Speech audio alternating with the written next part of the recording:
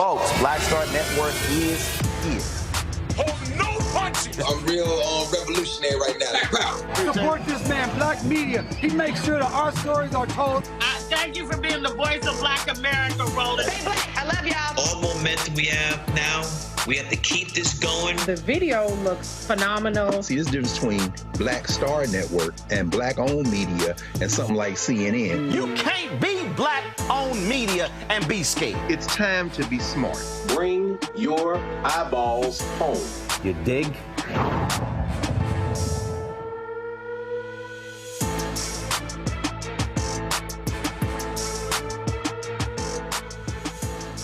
Today is Tuesday, August 13th, 2024. Coming up on Roland Martin Unfiltered, streaming live on the Black Star Network.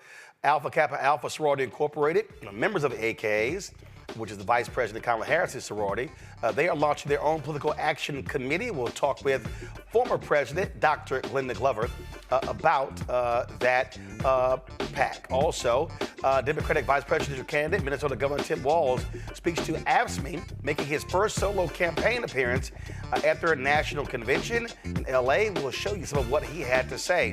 Also, Texas Congresswoman Shelia Jackson Lee's daughter says she wants to finish the job her mother started by completing her congressional term. We'll give the details of what's happened there in Houston. Also, an Ohio cop has been charged with murdering a pregnant Black woman who was accused of shoplifting. The attorney representing the victim's family will be here to join us. Also, in our Marketplace segment, we'll talk to a woman who created an interactive survey for the Harris-Walz campaign that links to donations and provides real-time feedback. That more. It's time to bring the funk. I'm Roland Martin Unfiltered on the Black Star Network. Let's go. He's got it. Whatever the biz, he's on it. Whatever it is, he's got the scoop, the fact, the find. And when it breaks, he's right on time and it's rolling. Best believe he's knowing. Putting it down from sports to news to politics. With entertainment just for kicks, he's rolling. It's on go, roll, y'all. It's Roland Martin, yeah. Rolling with Roland now. He's funky, he's fresh, he's real, the best, you know he's Roland Martin now.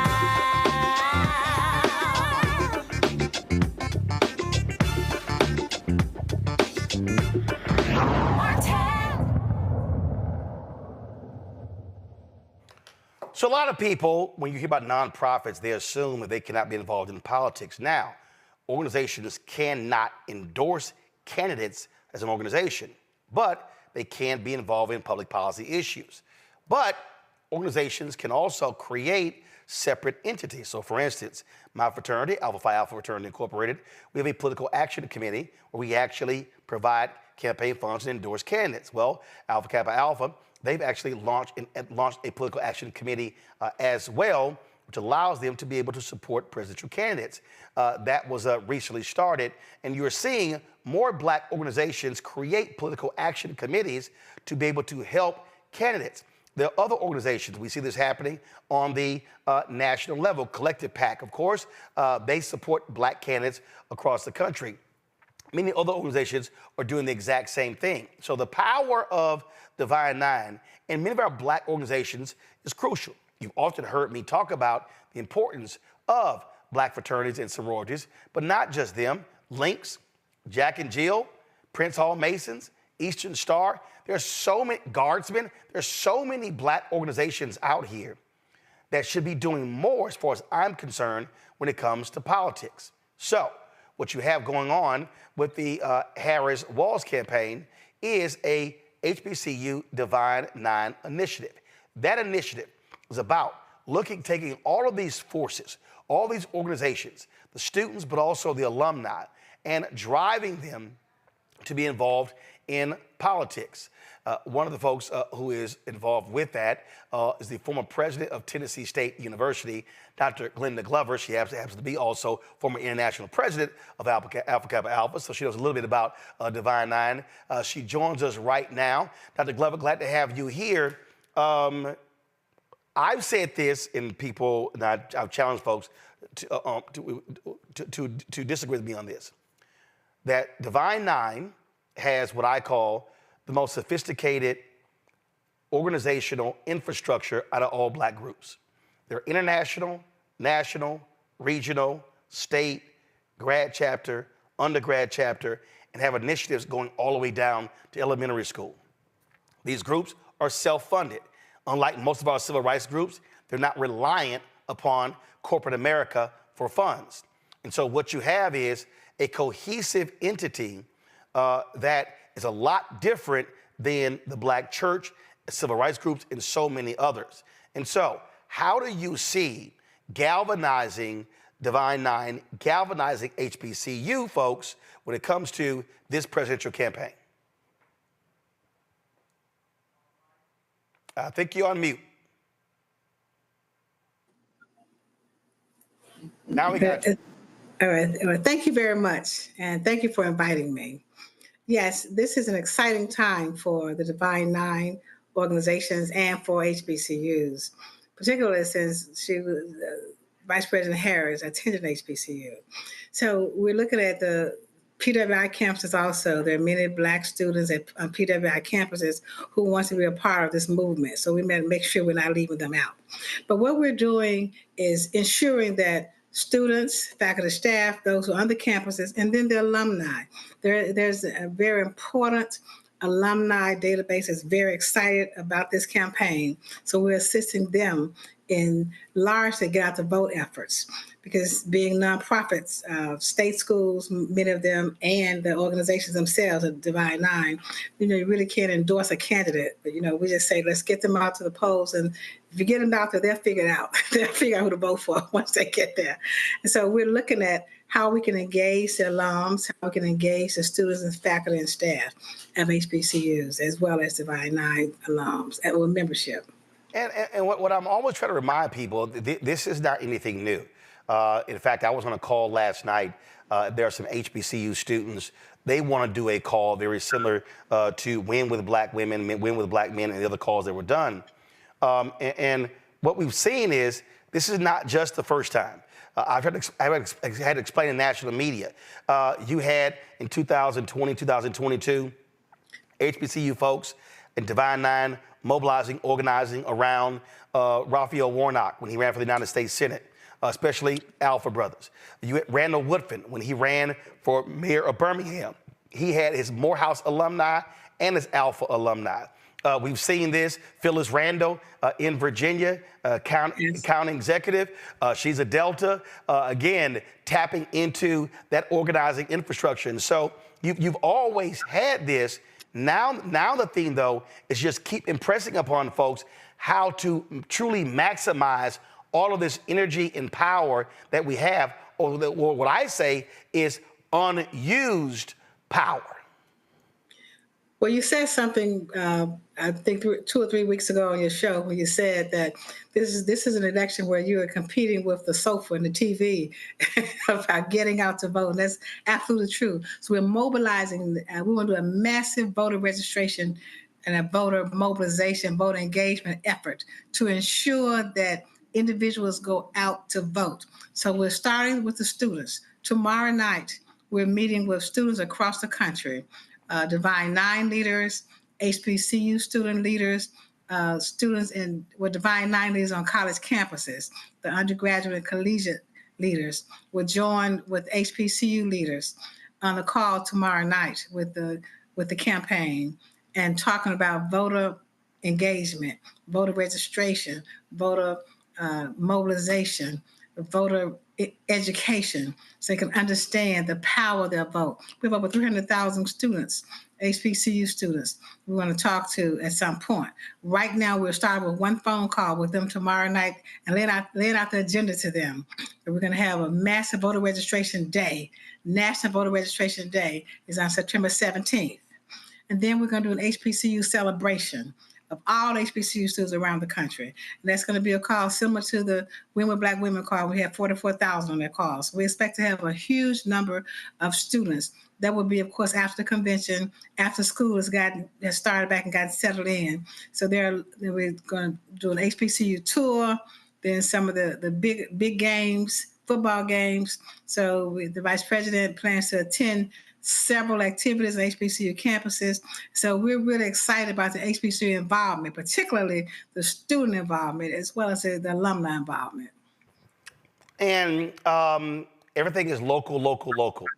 And so are you mainly targeting the 7 battleground states, but you also have other races. You got critical Senate races, you got House races. And so how are you in terms of targeting where people are and then trying to get them to understand how to be motivated to register and vote? Of course, the 7 battleground states are very, very important. The top 3, Michigan, Wisconsin, and Pennsylvania. Those 3 states will have enough votes. If you can get those 3 states, that's enough to win. However, we're targeting also the remaining 4 in the battleground states: North Carolina, Georgia, Arizona, and Nevada. Those are key states for the presidency. Now, every state is a key state when it comes to down the ballot, because you have to keep the Senate, you have to regain the House, and just issue the local levels. All politics is local. We learned that as the state races. I learned when I was, when Tennessee State was having such trials last year, that how important it is at the state level. That's who make the rules. That's who can ensure the perpetuity of your university. That's who can give you the right board. That's who can give you the right presidents. And so the state levels, that cannot be overstressed. And then, of course, at local, the city council, every race is important. That's why we want to make sure those down the ballot races, that's why we're going to every single state to ensure that we have a presence on the down ticket races. And again, those things, absolutely matter. And so data collection is also important. How are y'all focused on that? I'm always trying to tell people, I hate when people have events and they have rallies and they don't collect data who's there, because then you got nobody to follow up with. Absolutely. That's what we're doing. We set up the website so that each school will be represented on the website. Each HBCU will be on the website. And click on their school and find out all about the voting requirements. When is the last day to register to vote? The absentee ballots, the mail-in ballots, the polling places. And we're going to have a plan laid out by state, because as you know, everything is done by state, on state level. So we're breaking it down. So when you click on your school, you will know that. But you have to register first to get on the call. That's how you collect data, so you can follow up to make sure that we met their needs. If you have any questions, you have any comments, any suggestions. But the younger minds, that's what we're going after. That's what we train every day. We can train that young mind to think politically, to think about what their vote, and get them excited, keep them excited, enthusiastic about this race. So yes, that's a good data point to make sure we have the information from the students who are participating. All right. Dr. Glenda Glover, we certainly appreciate it. Thank you so very much. Good luck with that. I can't wait to see it in action in the fall. But thank you very much, and thank you for all that you do. All right. Thanks so much. All right, folks. When we come back, we're going to talk about this with our panel. Also talk about the AKs creating their PAC and how more of us need to be very much involved in the political process on the funding side as well. You're watching Roland Martin Unfiltered right here on the Black Star Network. Coming soon to the Black Star Network. I still have my NFL contract in my house, having a case. It's 4 of them, for my 4-year contract. I got a $600,000 signing bonus. My base salary for that first year was $150,000. Matter of fact, $150,000. $150,000. That's what I made, $150,000. Now think about it. My signing bonus was a forgivable loan, supposedly. When I got traded to the Colts, they made me pay back my signing bonus to them. I had to give them their $600,000 back. Wow. Yeah, I was so pissed. Because, I try to be a man of my word. I'm like, you, I'll give you your money back. Even though I know I earned that money, right. I gave them their money back. I gave them $600,000 back. But yet, I was this malcontent. I was a bad guy. I'm about the money. It wasn't about the money. It was about doing right. Because I looked at, because you look at contract. Look at John Edwards. John Edwards was making $1 million, $800,000. I was making $150,000. I was doing everything. And I'm like, but yet I was, I got so many letters, so I just play for free and all that kind of stuff. You don't forget that kind of stuff. Right. That stuff is hurtful.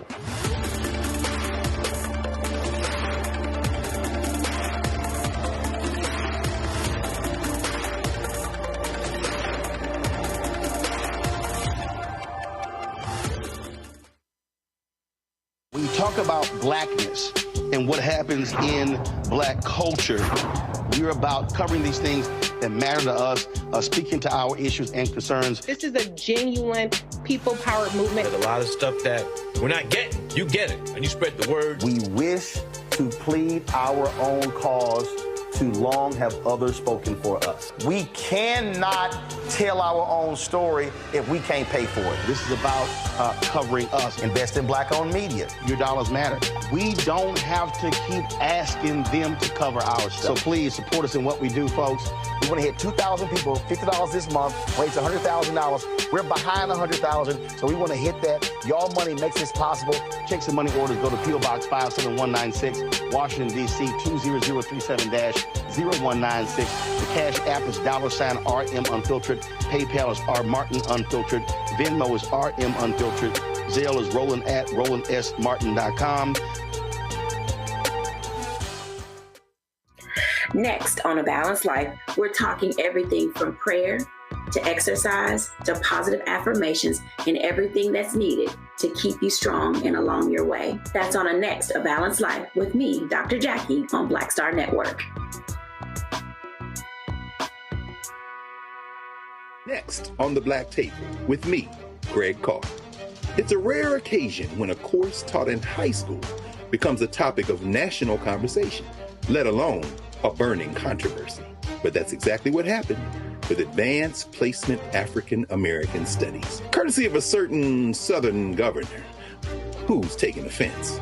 On our next show, we take you inside the classroom for an up-close look at the course through the eyes of the teachers that teach it, the students that are taking it, and the communities that surround them.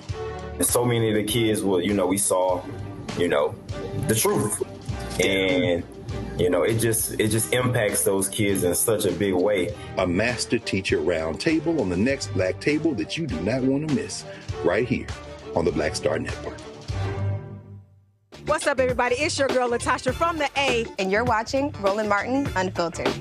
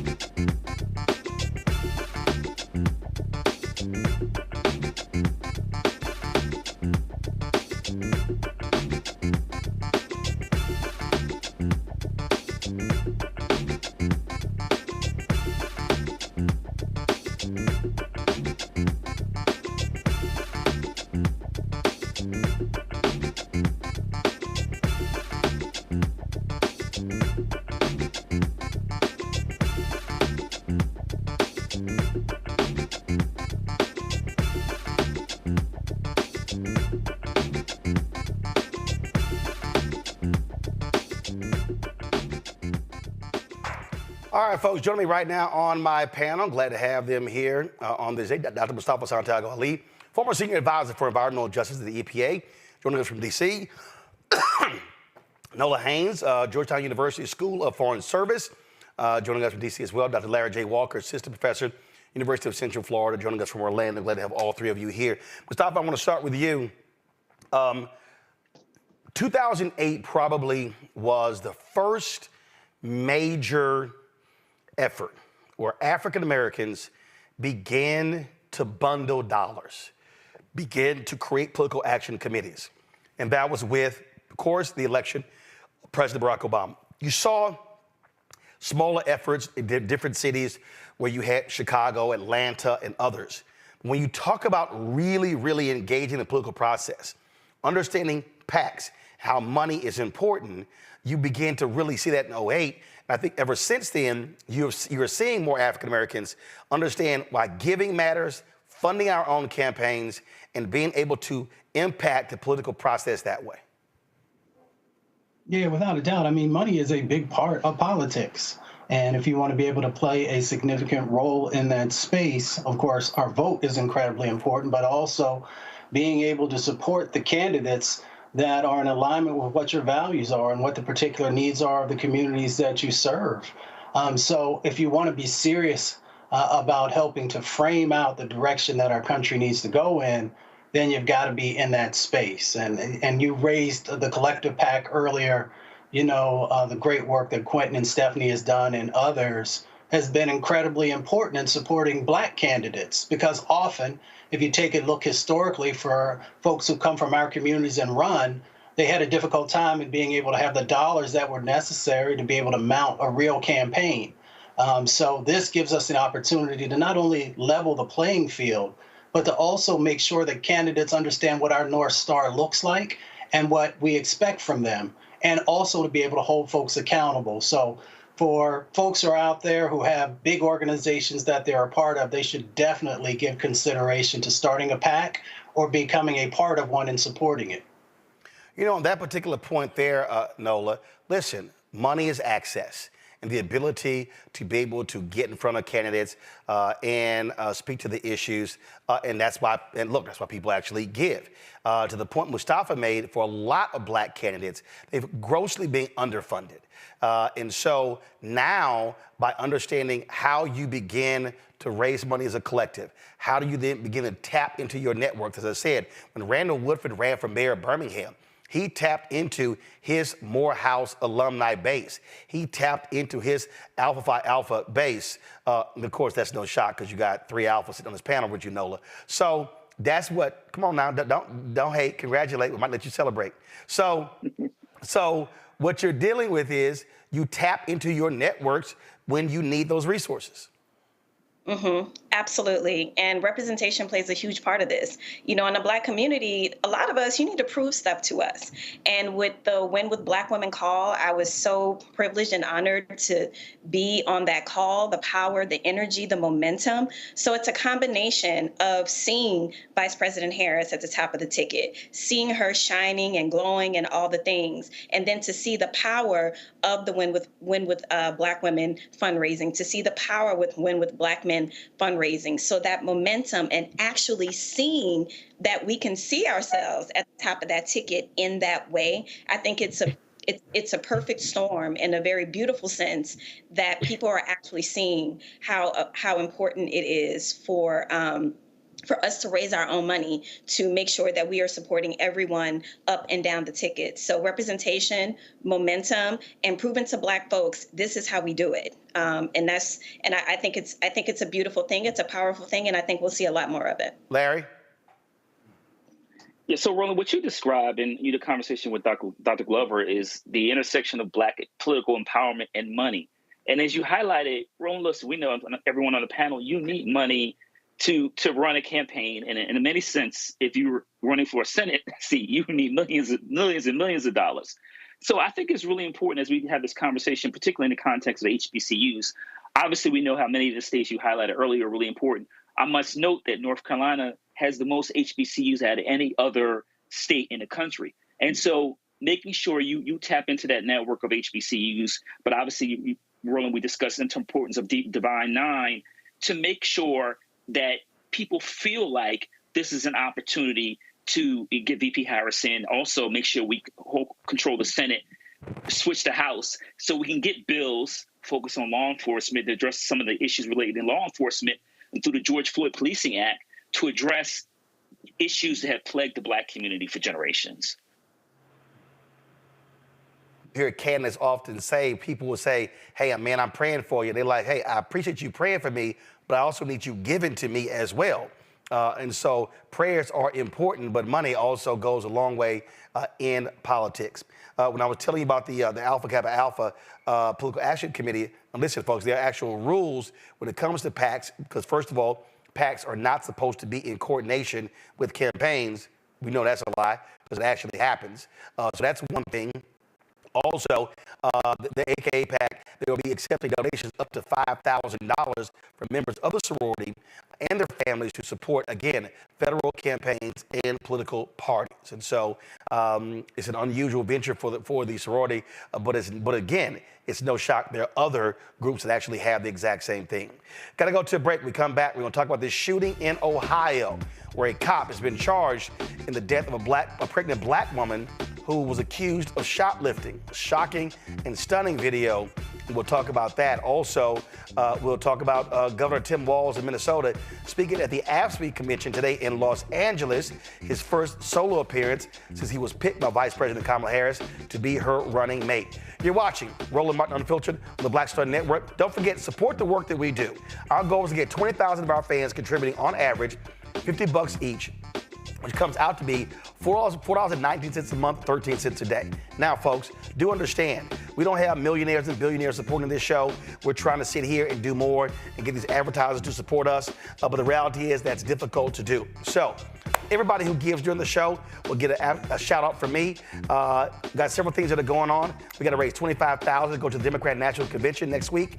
Also, and I'm going to show y'all a little bit later in the show, a couple of things that are happening with our Robo-Mobile. Need an update on that as well. And so a lot of things happening. So we need your support for the work that we do. We're the only Black-owned media daily show. Ain't nobody else out here, y'all. What we do every single day with this show and the Black Star Network and the shows that we have there, nobody else is doing. The Griot and Byron Allen cancel all of their shows. They're gone. Didn't even last 1 year. Black Enterprise? Nope. TV One? Nope. Essence? Nope. Blavity? Nope.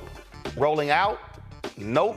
All of these folks are not doing what we do every single day, giving you quality news and information that you cannot find anywhere else. So, send your check and money order, P.O. Box 57196, Washington, D.C., 20037-0196. Cash App, $RM Unfiltered. PayPal, R Martin Unfiltered. Venmo is RM Unfiltered. Zelle, Roland at RolandSMartin.com. Roland at RolandMartinUnfiltered.com. We'll be right back. Hatred on the streets, a horrific scene, a white nationalist rally that descended into deadly violence. White people are losing their damn minds. An angry pro-Trump mob storms the U.S. Capitol. We've seen We're about to see the rise of what I call white minority resistance. We have seen white folks in this country who simply cannot tolerate Black folks voting. I think what we're seeing is the inevitable result of violent denial. This is part of American history. Every time that people of color have made progress, whether real or symbolic, there has been what Carol Anderson at Emory University calls white rage as a backlash. This is the rise of the Proud Boys and the Boogaloo Boys. America, there's going to be more of this. Here's all the Proud Boys, guys. This country is getting increasingly racist in its behaviors and its attitudes because of the fear of white people. The fear that they're taking our jobs, they're taking our resources, they're taking our women. This is white fear.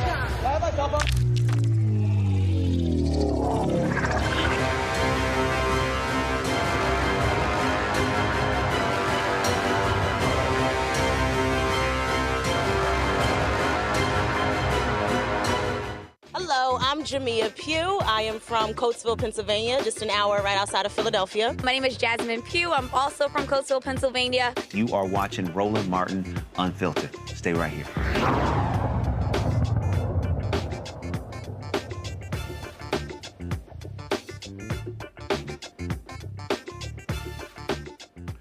An Ohio grand jury indicted the white Ohio cop who killed a black pregnant mother who they suspected of shoplifting last year.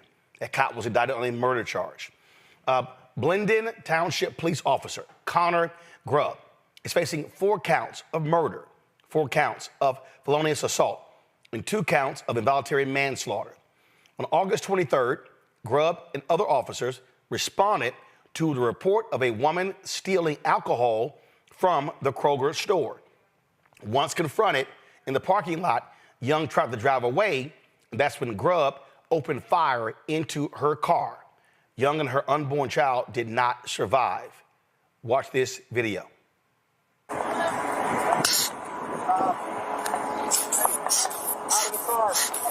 of the car. Out of the car.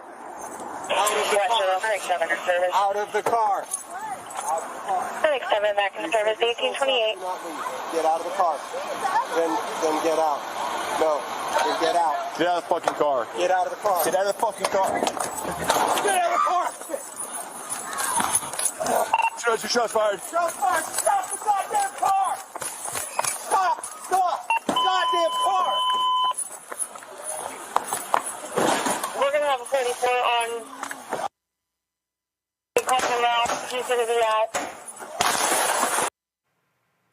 Folks, here's a second angle of that stunning, shocking shooting.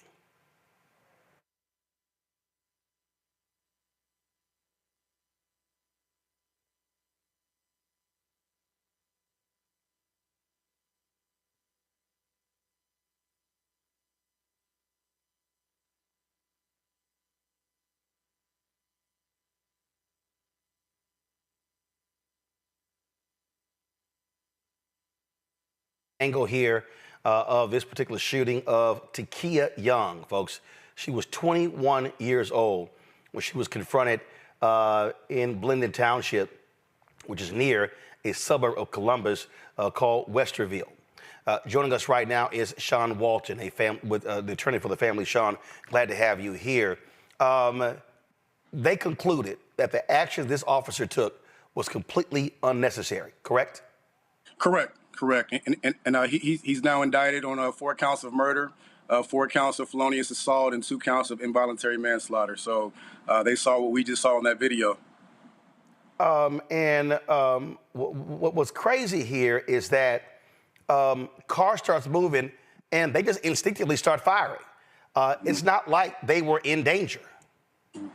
Yeah, and so, having this case for a year now, what we've come to understand is that this was totally unnecessary. Connor Grubb goes in front of that car, and he draws his weapon and points it at Takia as she is sitting still. A store employee came out and said that, she was stealing alcohol.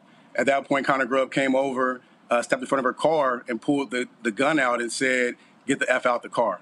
So, for us, this is a clear example of what comply or die looks like for Black Americans. There's no way that this petty theft should have resulted in his gun coming out, let alone him firing the second her car barely moves. And, again, when you slow it down, you'll see that she moves her steering wheel all the way to the right until it locks to try to make sure that she moves away from him but does not hit him as she's in fear of her life, as this gun is pointed at her. She was pregnant. She's already the mother of a 6- and a 3-year-old, and that child was due just 3 months later. Yep, November. Yeah, and so, what we have here is a family that's devastated, by this act of police violence. We have Takia, who was pregnant, and, she would have been the first girl. She had 2 boys already. Those boys have lost their little sister, and they've lost their family, off this act of unnecessary brutality. And so what we know about Connor Grubb is that he's a combat veteran. And I've had a lot of cases like this where we have these military veterans who have, served our country, but they've also been treating black and brown people as enemies. And then they're placed in our communities, and so they turn a Kroger parking lot into a combat zone. And so we can't have that. That's why these murder charges are so important, not just for Takaya, but for her unborn child, because that was a life that was lost. I'm curious. There were protests and things along those lines. Did any of these rabid pro-life people, did they join y'all? Because they always, pro-life. And so here you have an officer, not only killed her, but also killed her unborn child. Just curious. No, not to the extent that we would have thought. I mean, you would think that they'd be out there pushing, for support for this family, and it just didn't happen. And we've spoken very much about, how Takaya's unborn daughter had a right to life. And so, again, what we see is that there are different rules for black and brown people in this country. But at the same time, our hope is that through, pushing accountability here, we can ensure that the Constitution and the laws of this country work for black and brown people as well. It won't bring Takaya back, but, the video is one of the worst that you'll see. And it's a shame that it took this long to get an indictment. That process has to change, but he's now facing the fate that he should be facing, and that's a jury that he has to answer to. Well, one of the things that we always say listen, getting the indictment is one thing, but the conviction is necessary. And then after that, what is the sentencing going to be? So there's a whole lot more work and focus that needs to happen on this case. Yeah, absolutely, man. And I think that as we look at these systemic issues, I'm all about trying to figure out how we get radical change, right now, because even the conversation around whether she did anything that warrants her death here is not a conversation that should be normalized in any way. And so we have to really look at why Connor Grubb felt that he could pull his gun out in that scenario and cuss at this young girl because she looks young, and demand that she exit the vehicle, or else he was going to do exactly what he did. It didn't matter if she drove off. It's important to point out that that gun came out and the car was not in motion. He had no fear for his life. He just felt like he could be a bully with that gun, and that's what we see far too often. Indeed. Sean Walton, we surely appreciate it. We'll keep watching this case. Absolutely, Frat. Appreciate all the work you do. All right, bro. Thanks so much. All right, I'm going to go back to our panel. Larry, I want to start with you. This is the thing that we keep seeing over and over and over again. Accused of shoplifting. That's not enough to kill somebody. And that's what drives me crazy with these stories. The actions of these officers. They literally believe they can operate, act with impunity. And Roland, one of the things about it is, I know I said the last segment, talk about the George Floyd Policing Act. It just passing that bill, if we do eventually, it won't necessarily end these tragic murders of black folks, because this is rooted in racism. And we know one of the issues that black folks have when they're in encounter law enforcement is, we know, based on statistics, we're far more likely, based on an interaction with law enforcement, to end up dead. And so I think that context matters for folks understanding the fear that black folks deal with when we even see someone in law enforcement in a car walking by. But this young sister lost her life was taken from her, and the life of her unborn child. And it didn't happen. And one of the problems we deal with is aggressive cops, particularly those who see black folks and immediately think that they're a threat to their safety. And once again, this is more an inherent issue in our society. And once again, how do we deal with racism, confronting racism, and making sure people are aware of their racist views? Because we can't allow those folks who have these deep-seated beliefs to give them a badge and a gun. Because once again, we know that black folks, based on just interaction with law enforcement, are far more likely to be killed. Nola, Larry is right. And keep in mind, Donald Trump has been made perfectly clear. He wants to give cops 100% immunity, even in actions like this.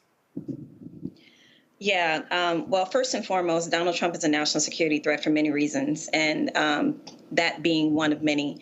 But, watching this video, this is my third time seeing the video, and every single time I see it, the thing that strikes me is the disdain and disgust in the officer's voice when he pulled his gun. it was like he just didn't like her even existing. It wasn't because he was in fear of his life. It wasn't because he thought he was going to be ran over. He just did not like this young Black person in front of him, clearly who he just thought was beneath him. You know, like you can hear the contempt in his voice. And, you know, in my line of work in the national security community, I'm surrounded by a lot of people, law enforcement, a lot of ex-military people. And this is one of the things that they also can't stand, because this does not help them in their work when they go out into the communities. One of the main issues is distrust in the communities. How do you gain trust when things like this keep happening? To ask that young Black girl to get out of her private property, to pull a gun on her at 6 months pregnant, and to talk to her like she is a piece of crap. These things, they just really make me very emotional. And this is another reason why Donald Trump and his ilk cannot get into office, because you're absolutely right, Roland. We will be getting gunned down and murdered left, right, and center. Mustafa.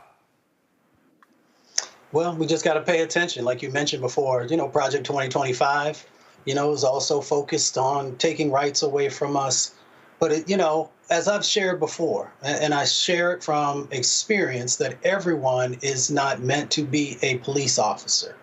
And if we continue to not do these psychological evaluations and make decisions about who is fit to serve and who isn't, then you're going to continue to have these individuals out there that are quick to pull the trigger. They're quick to pull the trigger because, as the attorney had shared earlier, some of them actually think that they are at war with our community and with our people.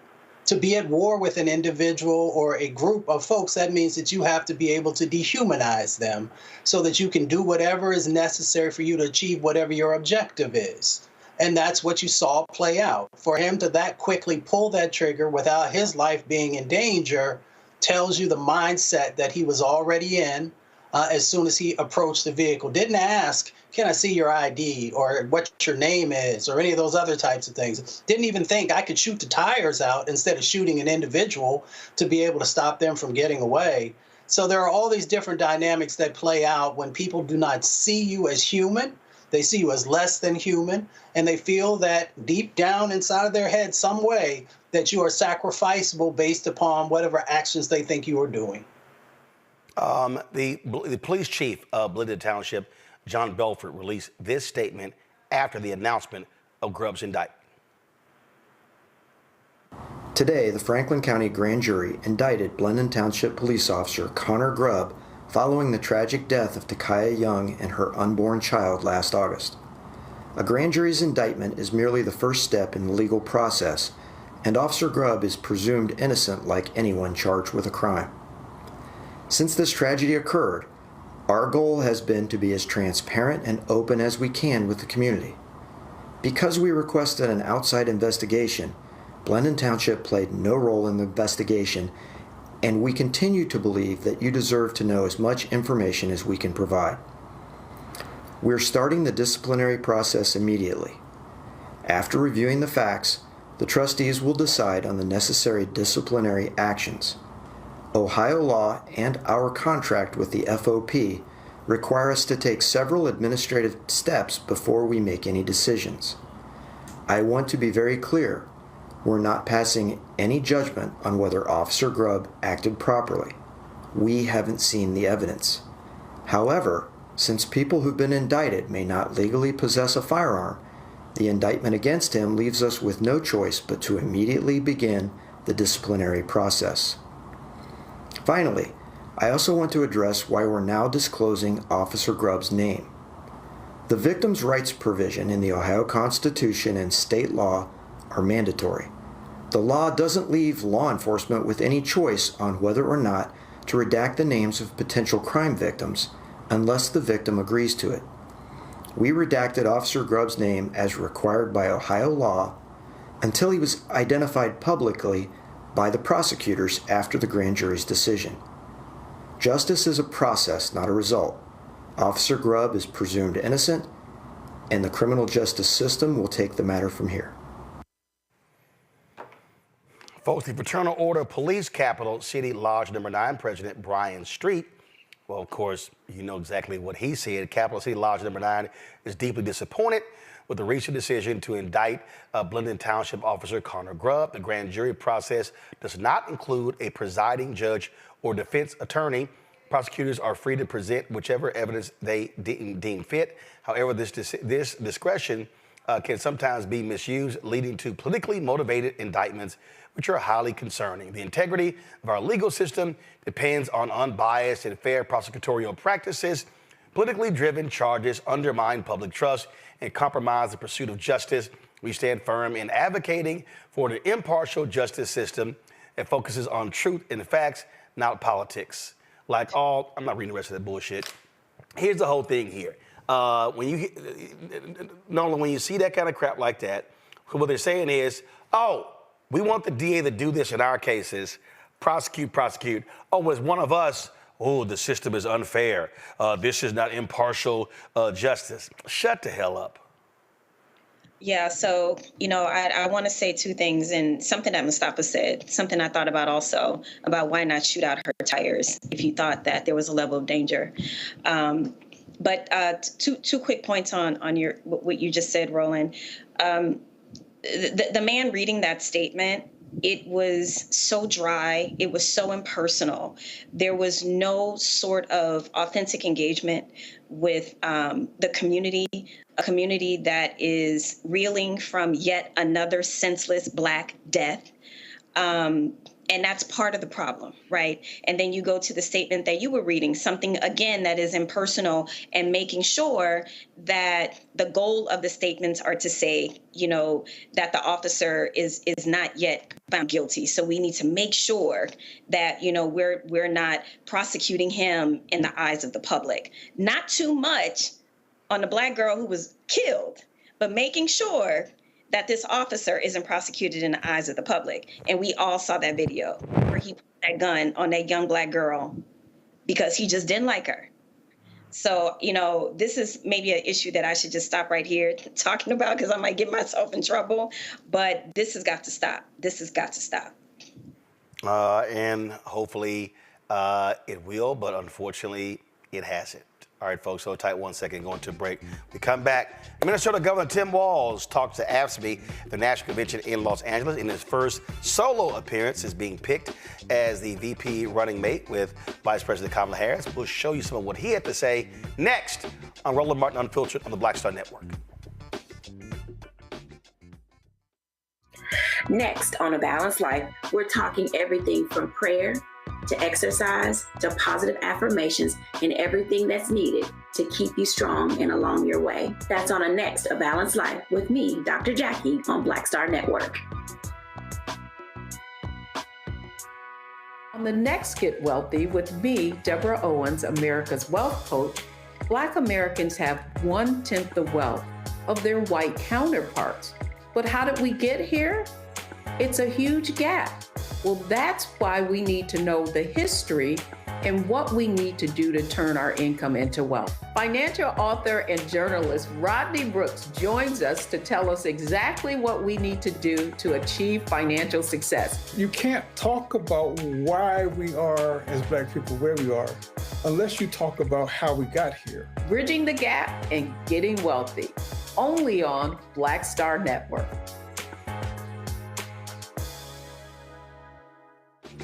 I'm Marissa Mitchell, a news anchor at Fox 5 DC. Hey, what's up? It's Tammy Roman, and you are watching Roland Martin Unfiltered.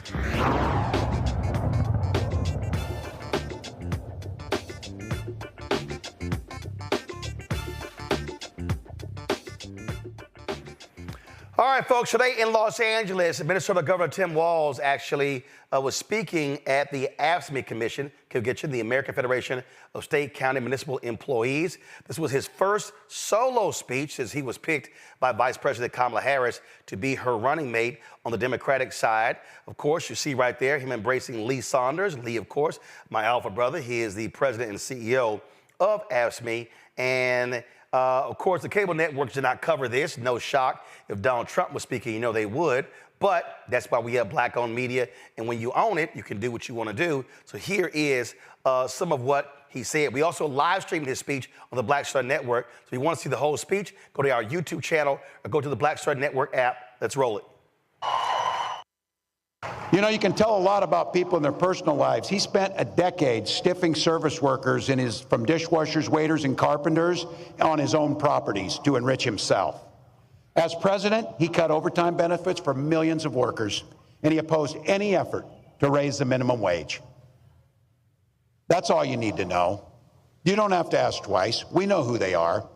A guy who goes to Mar-a-Lago, and this is a direct quote, he sits there and tells his friends, "You're rich as hell and we're going to cut your taxes." I believe him when he says that. But he also turns around and tells workers their wages are too high. I keep bringing this up. Who do you know who's asking to cut taxes on billionaires while stiffing working people? I don't know anybody. And I'll tell you what, I think there's a lot of people think that they're on his side or voting for him, that when you put it to them like that, they start thinking things differently. This is where we need to talk to our neighbors. We need to engage. And I'll tell you, his running mate, I don't know if that was a value add to this campaign or not, but he's one of 4 senators, 4, that has never cast a vote on a pro-worker bill in his life. Not once.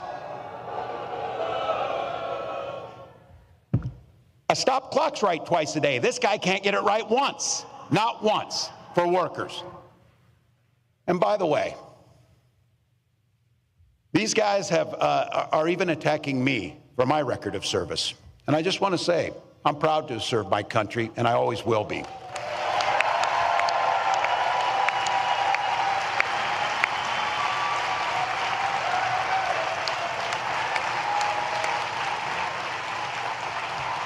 With my dad's encouragement, a guy who served in the Army during the Korean War, I signed up for the Army National Guard 2 days after my 17th birthday. I served for the next 24 years for the same reason all my brothers and sisters in uniform do. We love this country. Then in 2005, I felt the call of duty again, this time of being service to my country in the halls of Congress. My students inspired me to run for that office, and I was proud to make it to Washington.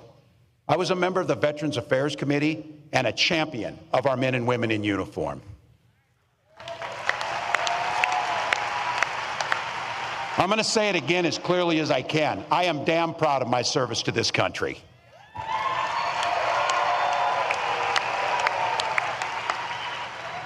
And I firmly believe you should never denigrate another person's service record. To anyone brave enough to put on that uniform for our great country, including my opponent, I just have a few simple words. Thank you for your service and sacrifice.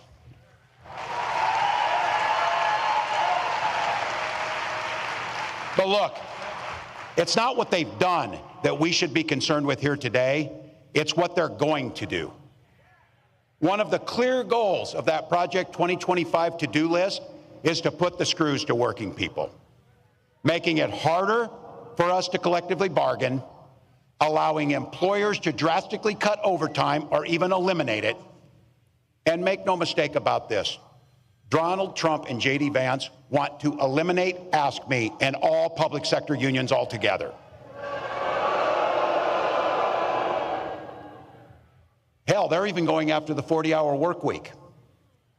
Someone was joking and said, what's next, child labor? Oh yeah, that's in there too, by the way. Reducing the rules around our children, putting them into dangerous jobs again. The folks who came before us spilt blood and treasure and spent their lives working to give us dignity and safety in our workplace so you can simply do a good day's work and go home to your family safely at night. Project 2025 will take all that away. It'll also repeal what you worked so hard for, the Affordable Care Act and its protections against pre-existing conditions, and they'll gut Social Security and Medicare. I said this too. Look, I guess you can't blame them if you're billionaires. I don't know, but I'm guessing billionaires aren't waiting for their Social Security check to come in to get by. But I know people who are, like my mom, who depends on her entire retirement on Social Security benefits that she earned, by the way, and that we have we should have every expectation that we're not cutting taxes for the wealthiest while we hurt the most vulnerable amongst us. So be clear. Trump's playing dumb. Oh, I don't know about 2025. Some of you heard this say it, because I'm not ever closing the yearbook on this. I'm a football coach at heart. And I'll tell you one thing I know for sure is, if you're going to take the time to draw up a playbook, you're damn sure going to use it. So don't think that they're not going to use that playbook they drew up, because they're going to. But I want to be clear. It's your neighbors, it's our friends that have been in this. I'm not talking about them. I'm talking about Trump, Vance, and this group that's around them. Because some of you in here with no or gray hair like me can remember when Republicans actually stood for and talked about freedom. We know they're there. We know those are our relatives. But it turns out that this guy means that freedom should be for the freedom of government to go into your exam room and tell you about your choices. You've heard me say it. This is not hard. In Minnesota, we respect our neighbors and we respect their personal choices. Now look, it's not difficult. I might not agree with my neighbor's choices or make the same one. But this country's great because we have a golden rule that makes things work. We mind our own damn business on those things. We mind our own damn business. Why would you think I need your advice to tell me what books I can and cannot read, or when to have a family or how to have a family, or what religion to worship, or how to organize?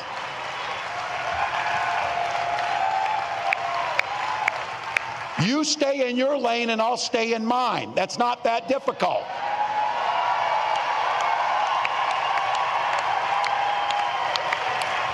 So be clear. You watch our next president as she comes out on stage and she comes out to a song about freedom. When she's talking about freedom, she means you're free to make your own health care decisions. You don't need us. You don't need us. And as a school teacher, I'll tell you what, children should be free to go to school without worrying about being shot dead in their classrooms.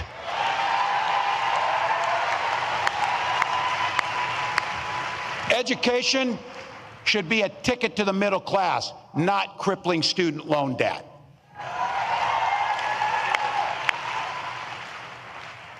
Here's the thing.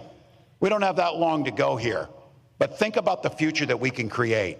We know what the past is. We know what these guys are going to do because they wrote it for us. Convenient of them to write it in Project 2025, so we know that. That's not the future we want. We want the future, and here's exactly what Vice President Harris will do when she gets to the White House. As president, Vice President Harris said she will sign the PRO Act and the Public Service Freedom Negotiation Act right into law. Done. We will stand together on the fundamental principle to collectively bargain for your own lives and your own jobs.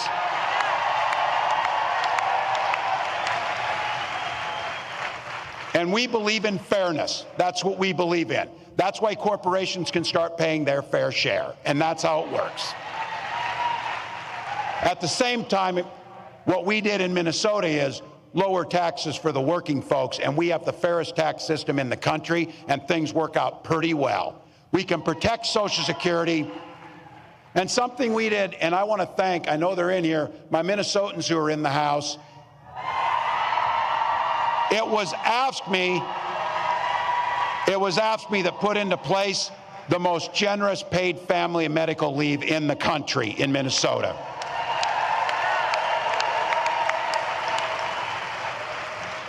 We're investing in our public schools, and it's, yeah, I'm a little biased on this one, but I think you're probably with me on this. How about we give our teachers a long overdue raise for the work that they do?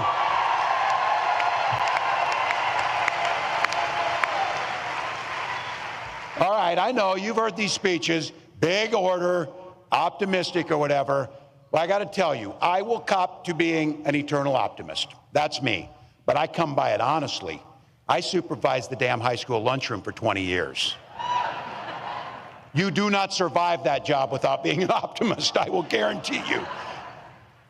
And I also think you've heard me say this, hope is the most powerful word in the English language. It was so powerful for when my wife and I first had our first child, we named our daughter Hope. But my wife often reminds me, hope is a great word and a beautiful name, but it's not a damn plan. We can't hope that we defeat Donald Trump. We can't hope that we can collectively bargain. We can't hope we protect Social Security. We can't hope that we address climate change. You don't hope to win. You plan, prepare, and work to win.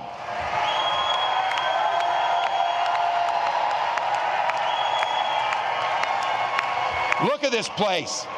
This place is filled with people who like hard work. These are people who get up and enjoy hard work and know how to get it done.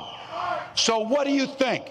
A room full of 1.4 million AFSCME members, and this room here, how many voters do you think we could turn out in an hour? How many friends can we bring to the polls?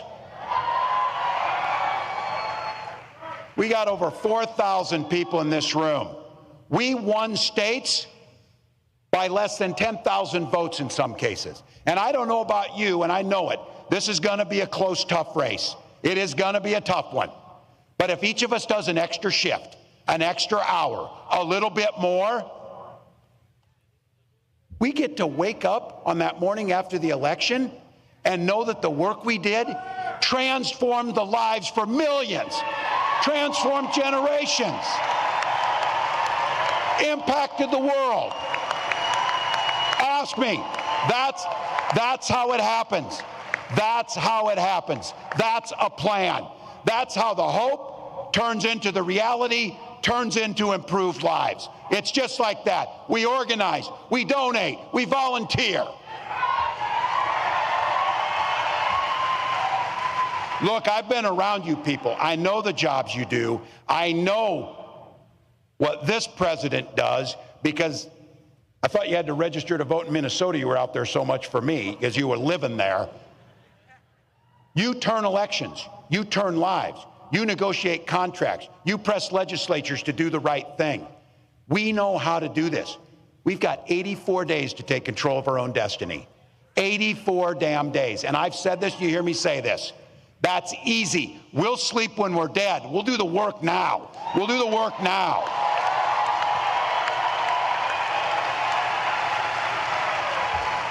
And you do it for the most beautiful and selfless reason, because you believe in the very soul of your being that you believe in the promise of what America can be. You believe we can all enter the middle class. You believe we can all have dignity. You believe we can all thrive. But you know what? We got to fight. Because as the next president of the United States says to me often, when we fight, we win. When we fight, we win. When we fight, thank you, AFSCME. I think what you're seeing here, Larry, Governor Tim Walz is driving these Republicans crazy because they're so used to pigeonholing Democratic nominees. And so here you have somebody, veteran, they're trying to swift boat him. It ain't working. Listen, loves guns, loves to hunt. Oh, damn, a little hard to hit him on that one. Then, of course, teacher, coach. When you talk about that sort of resume, and he is coming off in many ways as just a regular guy. They can't try to hit him with, oh, he's a East Coast, West Coast, Hollywood elite. None of that stuff works. And that's why I think this pick was awesome. I know so many people wanted Josh Shapiro, the governor of Pennsylvania, but I love how by Vice President Kamala Harris picking him, it's driving them up the wall. Yeah, everything they throw at him, it doesn't stick. And he reminds me of the guy, a person you're in line at the supermarket and they're behind you and you start chatting. Next thing you know, you're outside talking to him for half an hour. He's charismatic. And Roland, you're right. He checks a lot of boxes off: teacher, military vet, et cetera. And I think the reason why they're having a hard time, anything that they throw at him is not working is because the reality is he's authentic. he's just, some people are just like that, and it's rare to find a politician sort of like that, but he's just being who he is. And so I think the public sees that. So the trouble in terms of trying to swift voting and all these other, allegations you're trying to make against him is not working, is that he's authentic. And then on top of that, he's charismatic, and he comes across as kind of an everyday man who happens to be a governor of a state, and maybe possibly in the next couple of months, vice president of the United States. And so, in contrast with J.D. Vance, who's a venture capitalist, who doesn't come across as authentic, and then that's why you got all the memes about dolphins and couches and everything else, because there's a lack of authenticity there, and people pick that up right away. Another thing here, Mustafa, that you're seeing, again, I talk about the contrast. How when you listen to Governor Tim Walz, when you listen to Vice President Harris, they totally sound different. What they're focusing on, what they're engaged in, is the language they use. They are offering absolutely hope, optimism, energy, as opposed to this drab, oh my God, America is going to hell, everything is awful. I mean, you've got Republicans putting out, of course, they're already going to the racist meme. Trump put out, this was America under Trump, and this is America, cities under Vice President Kamala Harris. And we see the racist game they're playing. Yeah, it's an old playbook. And folks are tired of it. And folks have seen it before.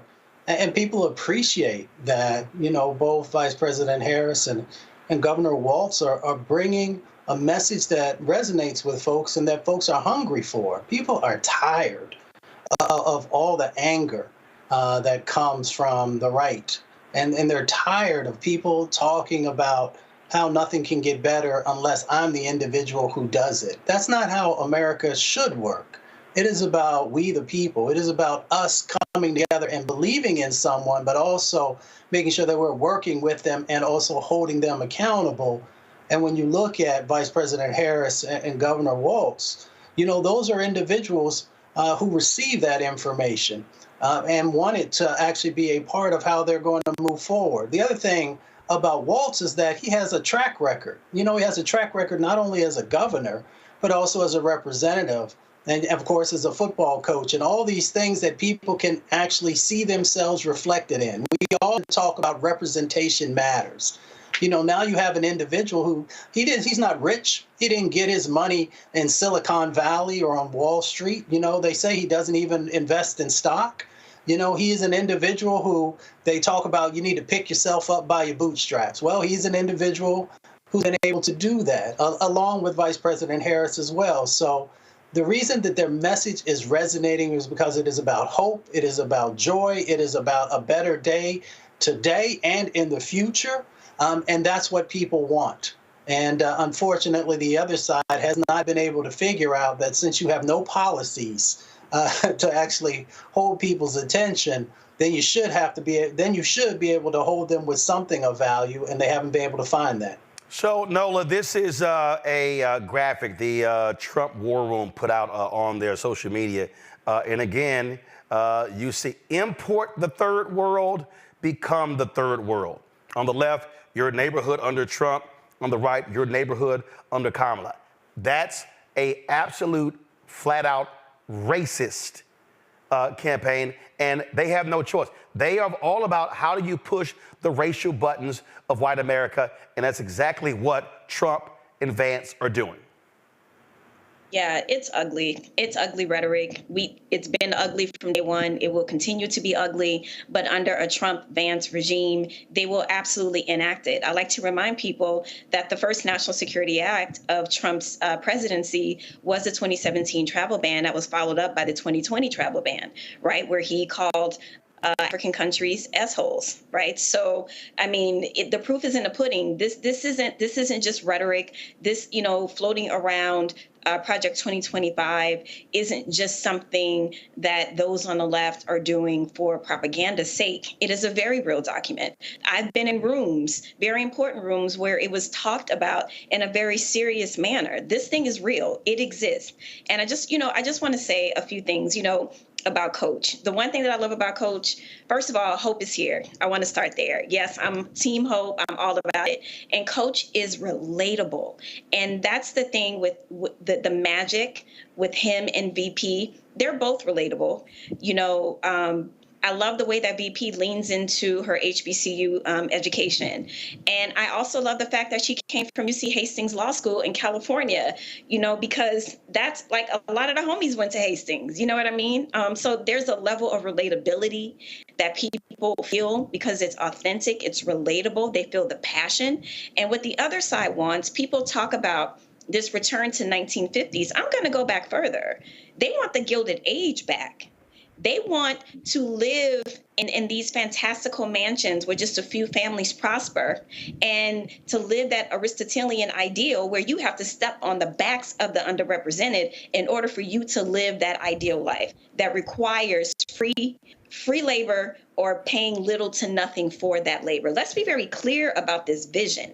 It's not just a return to the 1950s where, you know, you had clean white suburbs and Black people weren't allowed. This is something completely different. The way that rights will be stripped away from women, wanting us back in the kitchen, barefoot and pregnant. Vanston already said it. This is something grotesque. It is something perverse, and it is not going in the right direction. This is not progress. And I'll just say, you know, I think about Project 2025 through three lenses: as a woman, as an educator, and as a national security expert. And that document, make no mistake, is destabilizing to the entire country. It is a national security risk, just like Trump. I don't know that much about Vance. I saw something about a couch. I don't know. But, you know, all I'm saying is, you know, we gotta do what needs to get done, and hope is here, and I couldn't be more excited. Indeed. All right, folks, hold tight one second. But before we go to the break, Cincinnati, I will be with you on Thursday at the Black Family Reunion. That's right. I will be in Cincinnati.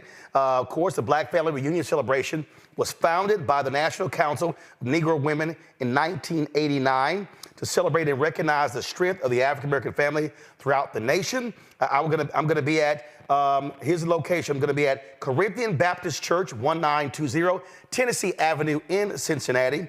The event begins at 7 o'clock, so I look forward to being in Cincinnati again on Thursday for the Black Family Reunion. So look forward to being there. I'll broadcast live the first hour while I'm there, and then, of course, then I go speak, which will also carry on the Black Star Network. All right, folks, got to go to a break.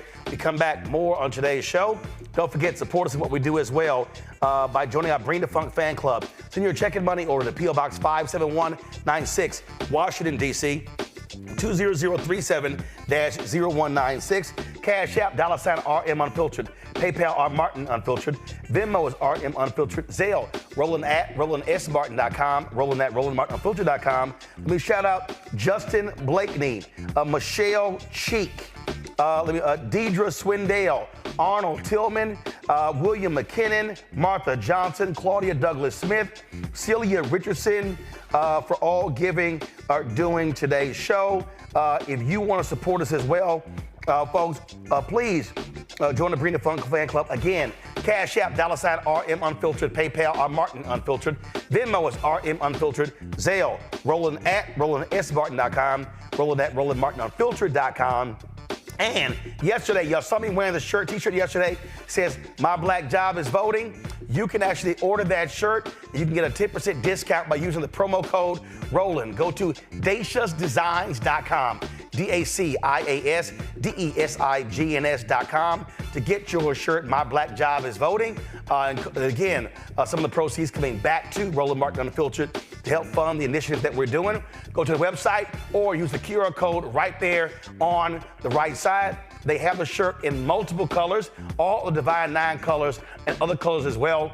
So if you want to get your "My Black Job is Voting" shirt, go to DaciasDesigns.com, DaciasDesigns.com. We'll be right back. On the next Get Wealthy with me, Deborah Owens, America's Wealth Coach, Black Americans have 1/10 the wealth of their white counterparts. But how did we get here? It's a huge gap. Well, that's why we need to know the history and what we need to do to turn our income into wealth. Financial author and journalist Rodney Brooks joins us to tell us exactly what we need to do to achieve financial success. You can't talk about why we are, as Black people, where we are, unless you talk about how we got here. Bridging the Gap and Getting Wealthy, only on Black Star Network.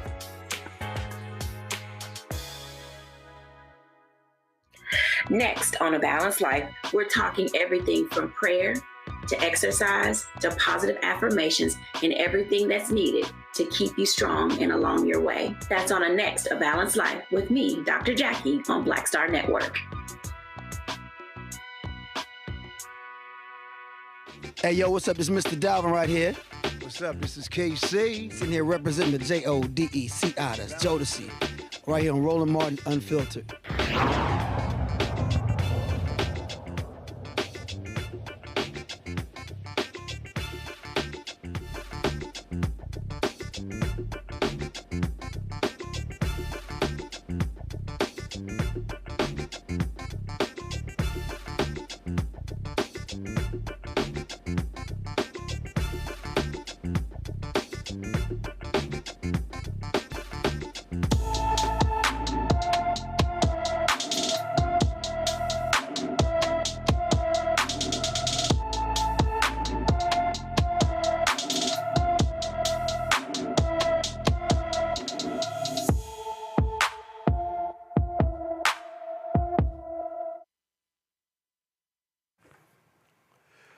Charlicia Hurd has been missing from her Auburn, Alabama home since June 28th.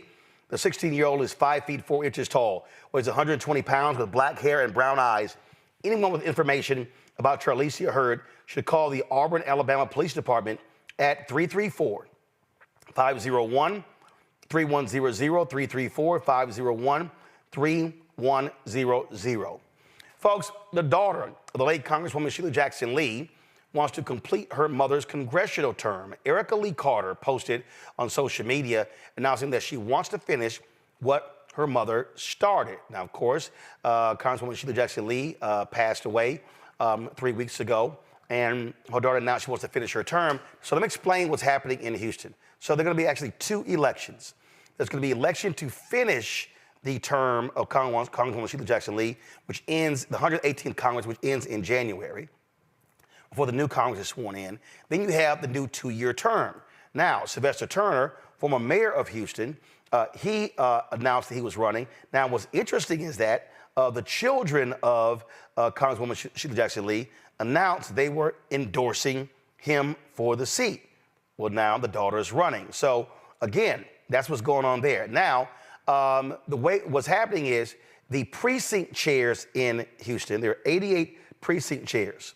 They in the district, they will determine who is going to actually be on the ballot to run against the Republican running.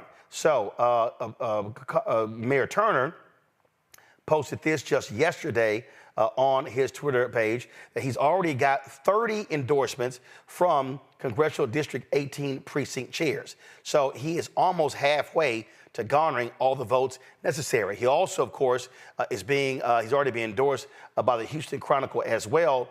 And in the interview with him, he also gave an interview where he said that he wants to be a transitional leader. He does not want to serve in Congress more than 2 terms. He wants to be a bridge between his generation and the next generation. The reason I think this is interesting when you look at this, and so, you know, again, people were texting me, Nola, like, oh my God, what's going on? I thought the children endorsed what's going on. And so I haven't reached out to Mayor Turner, but his focus is really on the 2-year term, not the final 3 months or whatever. But that's really not going to be, the decision is really going to be up to those precinct chairs. But I do think it is smart. He's hugely popular, 2-term mayor. Before that was in the Texas legislature for 27 years. And I do think it is important to be able to have someone with his experience, as he said to the Houston Chronicle, he already knows all the political players at HUD in the various departments to bring resources back to the district. And what it does is it allows for the grooming of the next generation. I'll be honest, there were many people who were very critical when Congresswoman decided to run for mayor of Houston. Several younger folks dropped out. Chris Hollins was one of them. She ended up running, losing by 30 points to now Mayor John Whitmire. You know, a lot of people were problematic with that.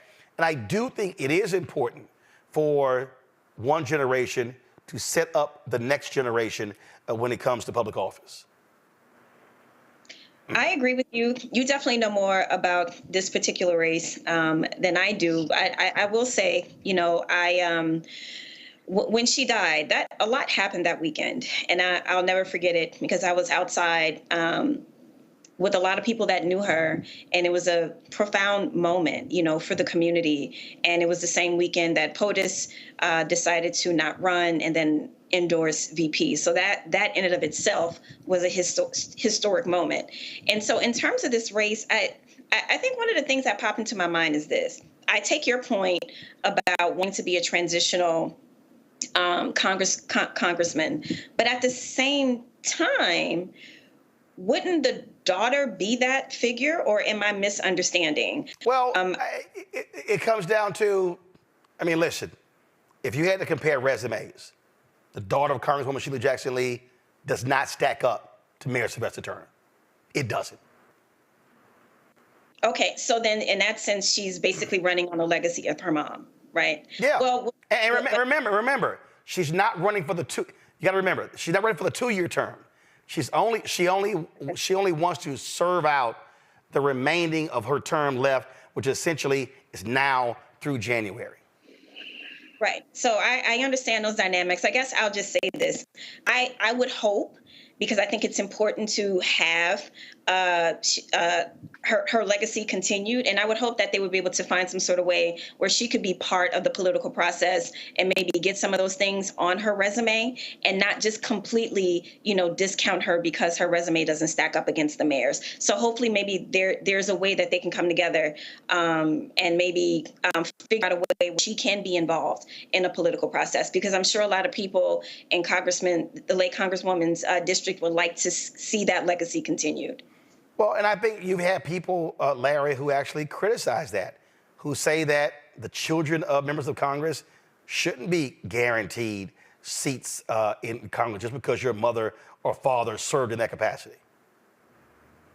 Well, you know, Roland, you know, I'm a former Hill staffer, and listen, it's been going on for a long time, for generations. And yeah, you know, there are a lot of people who agree, you know, make the point that nepotism shouldn't determine who has a congressional seat. I got to tell you that, you know, I saw this, you know, the release comments from, you know, former Congressman Jackson Lee's daughter, and I was a bit confused about what was going on here, particularly as you said that they had already endorsed Mayor Turner. So I'm not really clear about what's the family dynamics, politics involved in that. Another point I do have to highlight, to be fair, Roland, the legislative calendar between now and, you know, when a new Congress is going to be sworn in, there's not that many days left because it's an election year. So, but obviously she has the right to you know, if she wants to finish up her seat. But I think, as you said, you know, Mayor Turner has been around for a long time. And certainly, like you say, he knows all the stakeholders, not only in the state, but some of the, you know, people at the federal level. So he certainly would make a great, you know, representative for the district. And also, I like the fact that he talked about being a transitional leader. Too often in our, not only in the Black community, but generally politicians, you know, even someone moving mayor to member of Congress want to hold on with positions to too long. And so I was glad to see he sees himself as a transitional leader. You know, but one of the things that often happens, Mustafa, is that, you know, we have folks who serve in positions for 20, 30, 40 years, and they don't necessarily groom the next generation. You've got Amanda Edwards, who ran against Congresswoman Jackson Lee, who lost in the primary. She's run for several other positions and served one term on the Houston City Council, who's running as well. I believe a former state representative, Jarvis Johnson, is also throwing his hat in the ring as well. So it's a whole lot of action going on here. But this is one of the things that I do think is important when we're talking about how do you continue Black power. you have to be creating a bench. You have to be identifying people who want to serve. But what it also means that sometimes folks actually leave office as opposed to die in office. I'm not specifically just talking about Congresswoman Shelia Jackson Lee. I'm just speaking, holistically. That's also one of the problems because, listen, she passed away at the age of 74. A lot of times when they say, hey, wait your turn, sometimes that person is going to be in their 50s before they can actually serve. A lot of times you want younger leadership but here's the other deal. Congress, as Larry knows and you know, and Noah knows, it's all about seniority. So seniority matters. And so people always talk about, man, we need younger folks involved, not realizing that the system that's set up is actually designed for seniority. So if you're in your late 60s, 70s, and 80s, you've been there 30 years, you've accumulated a whole lot of power and a whole lot of chips that you can use. Well, you hit it on the head. It is about systems change.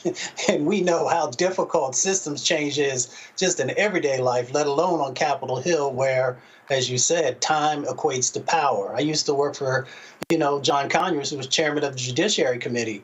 And I love him to death. He was there for a very long time and understood by being there that it gave him the opportunity to play a critical role. As we take a look at this next set of opportunities that are in front of us, I had a conversation earlier with a strategist about succession planning. And how do we actually make sure that becomes a reality inside of our community so that we have that deep bench that you had mentioned before? And that means that some of the ego needs to get left at the door. That also means that we've got to properly prepare folks to be able to move into these positions. But even before you get in there, that you make the right moves so that you have the skill sets and capacity that's necessary.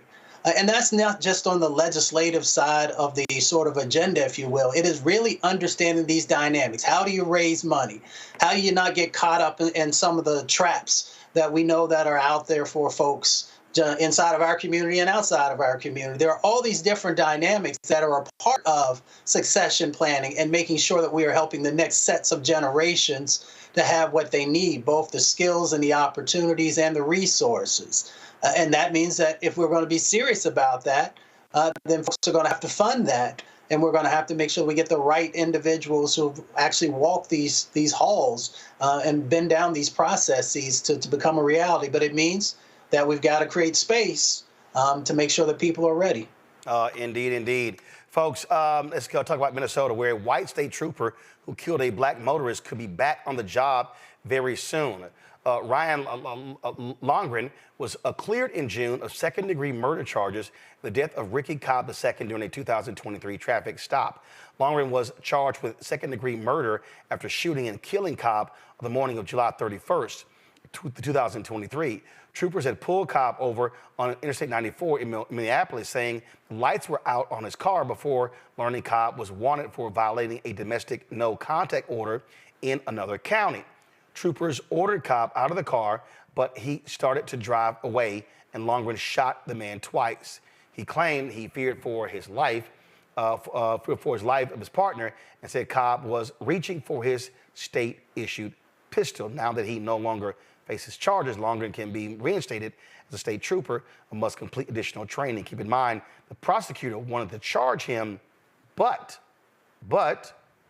Governor Tim Walz said he would have removed the prosecutor had they moved forward with that.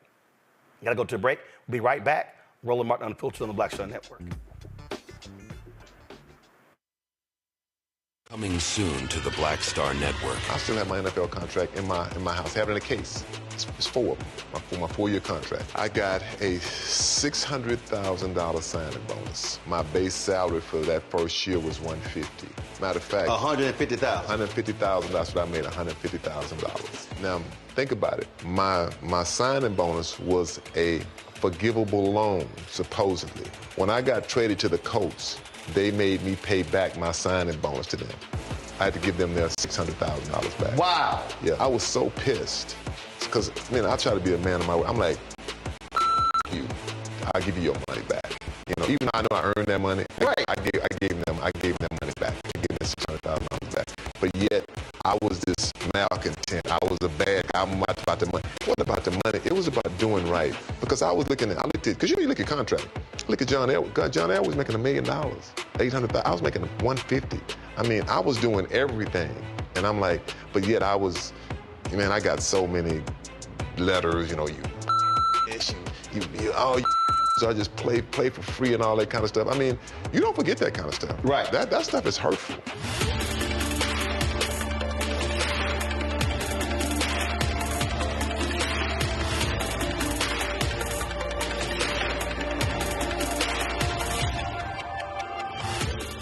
What's good, y'all? This is Doug E. Fresh, and you're watching my brother Roland Martin Unfiltered as we go a little something like this. Hit it. It's real.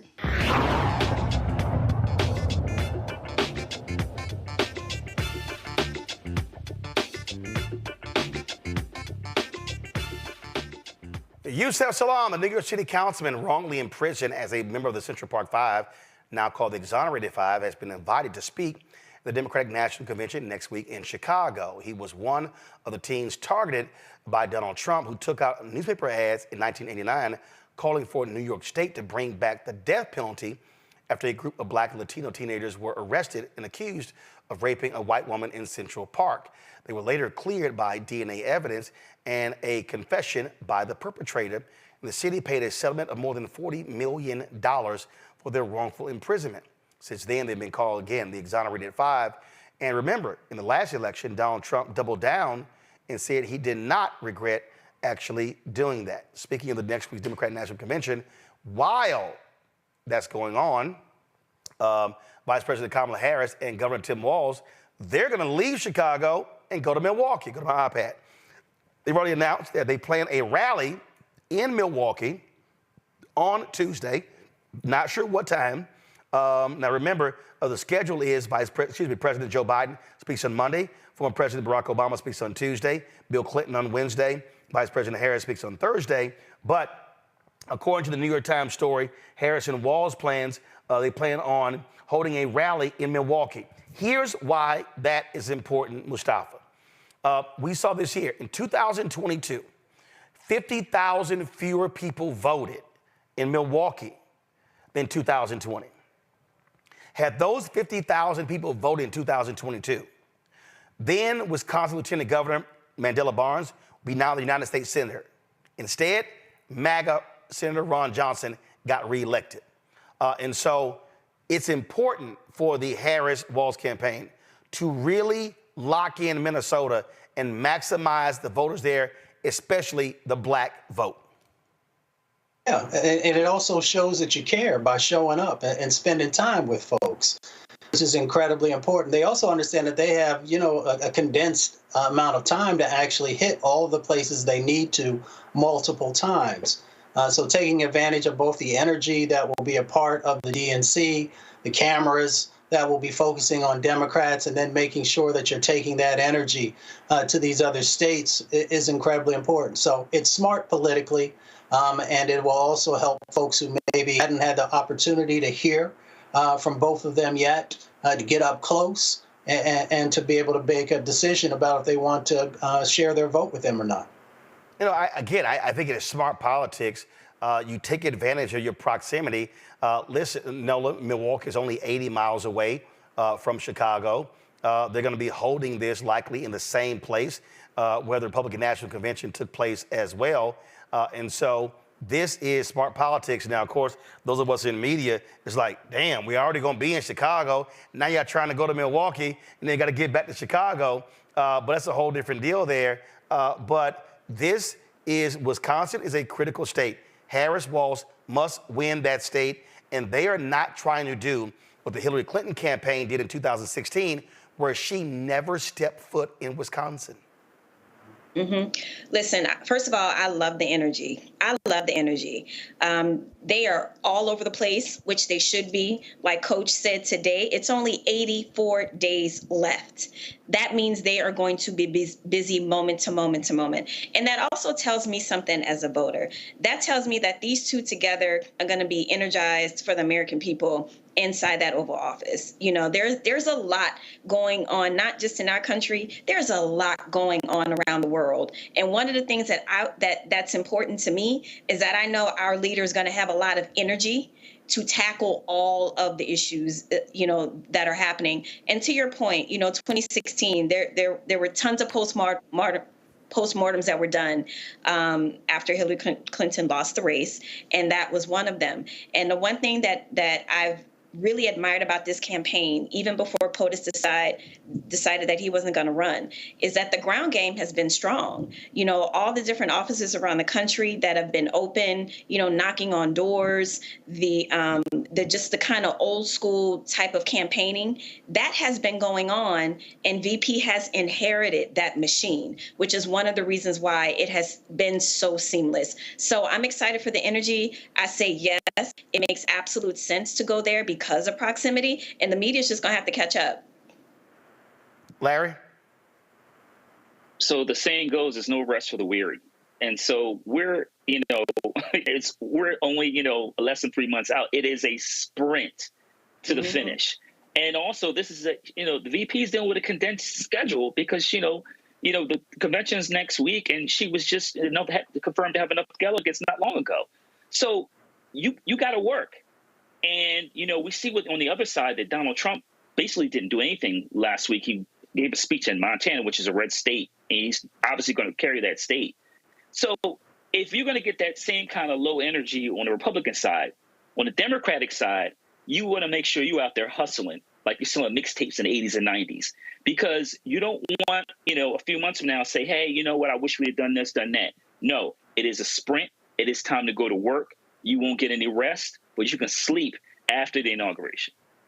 And not only that, so Thursday, Vice President Harris is going to be with President Biden in Milwaukee. On Friday, she travels to Raleigh, North Carolina, where she's going to be unveiling some of her economic proposals. They were supposed to be in Raleigh last week, but those tropical storms that were all over the East Coast, that rain was just sitting on top of the Carolinas, kept them from having that event there in North Carolina. So that's what's going on. So it's going to be pretty interesting, again, having Harris-Walz holding a rally in Milwaukee next Tuesday, the same time Democratic National Convention is happening in Chicago. Speaking of that, folks, we're going to be live in Chicago all week. Our team arrives on Sunday. Beginning Monday, we're going to be broadcasting every single day from 6 p.m. to midnight. Folks, y'all don't have to waste your time watching those other networks. Y'all already know you ain't going to see any black people. You might get one. So CNN going to show you, they're going to show you Van Jones. They might throw Bakari on there. So MSNBC, you know, you're probably going to see Joanne Reed. Fox News, they ain't showing nobody black. And ABC, NBC, CBS, ain't gonna be no black people. And so if y'all want the real deal, if y'all want the true black perspective, if y'all want to see the real kind of coverage, tune in to our coverage on the Black Star Network app, our YouTube channel. Again, we're live in Chicago Monday, Tuesday, Wednesday, Thursday, 6 p.m. Eastern, every single day. Looking forward to being there. And so your support is absolutely critical for the work that we're doing. And so we can't wait to bring you all the voices. It's a whole, let me tell y'all something. I was telling Carol, my producers, yesterday, going to the DNC with all them black people is like going to Essence. It's going to be stuff happening, breakfast stuff, lunch stuff, afternoon stuff, evening stuff. The convention is going to be watch parties. It's going to be concerts after each night is over. So I'm just telling y'all right now, I remember it was 18-hour days for me in 2016, 2012, covering the convention. Of course, you had COVID in 2020. So we got all of that. So it's a whole lot that will be going on. And we're going to have all the coverage for you next week. So this is the place y'all tune in. And I'm just going to tell y'all right now, ain't nobody else doing this. All the other black-owned media, they're not doing any of this. None of them. We're going to be there every single day, 6 hours every single night. And so please, y'all tune in to support us. And don't forget to support us in what we do. Join our Bring the Fuck fan club. So you're checking money order to P.O. Box 57196, Washington, D.C., 20037-0196. Cash App, $RM Unfiltered. PayPal, R Martin Unfiltered. Venmo is RM Unfiltered. Zelle, Roland at RolandSMartin.com. Roland at RolandMartinUnfiltered.com. Be right back. On the next Get Wealthy with me, Deborah Owens, America's Wealth Coach, Black Americans have 1/10 the wealth of their white counterparts. But how did we get here? It's a huge gap. Well, that's why we need to know the history and what we need to do to turn our income into wealth. Financial author and journalist Rodney Brooks joins us to tell us exactly what we need to do to achieve financial success. You can't talk about why we are, as Black people, where we are, unless you talk about how we got here. Bridging the Gap and Getting Wealthy, only on Black Star Network. Next on A Balanced Life, we're talking everything from prayer to exercise to positive affirmations and everything that's needed to keep you strong and along your way. That's on a next A Balanced Life with me, Dr. Jackie, on Black Star Network.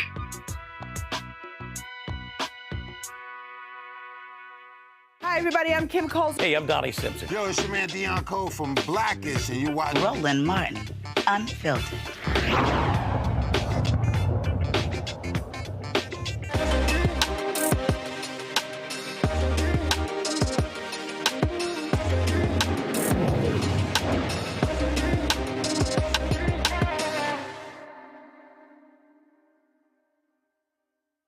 All right, folks.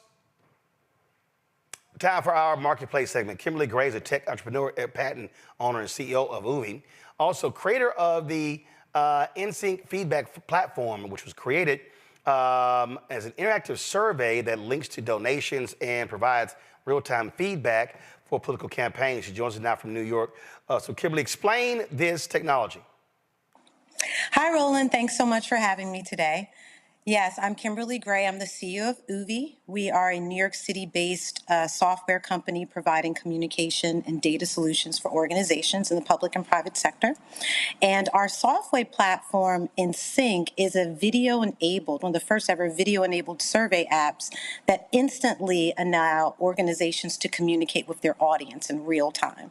So what does that mean? Video testimonials with transcription, with AI insights, and it can easily be accessed by QR codes that go to an online survey platform. So we've been working with organizations to really help them understand what people are thinking in the moment, in their thoughts in the moment. And now more than ever, we need real-time engagement tools to understand what the people are thinking, what your customers are thinking in real time. Okay, so how does that work politically? So what are you actually surveying? What are you trying to find out in real time? Everything anybody would want to know about this election. And just to be clear, we do surveys for private sector organizations, companies like Hearst, working with them on supplier diversity, working with higher education and the city of New York. We're based in New York City. We're an MWBE certified vendor. But for this election, you know, especially in these battleground states, so many people want to know in real time, what are people thinking? So how does that work? So for instance, okay, fine. You got 7 battleground states. So do you have do you have 20,000, 30,000 people in each one of those states who you're regularly going back to survey? Is it broken down by demographic? And so in terms of, so how many people are you reaching? Are you surveying? Are you going back to those people every week, each month? So explain that. Right. So that's something that we're building out now. We're based in New York City, so we've been working with local city council elections. So now I think, and that's why I'm here today, is to provide this platform as an opportunity for people to be able to get that feedback in real time. So yes, because it's so easily accessible, it can be deployed just in a link from your website, in an SMS. So if you want to know what people are thinking in real time, we can facilitate that digitally. Right, and right. So who is it, but I'm saying, who is it going to? So if you're a campaign, so like, do you have the database or is it their database?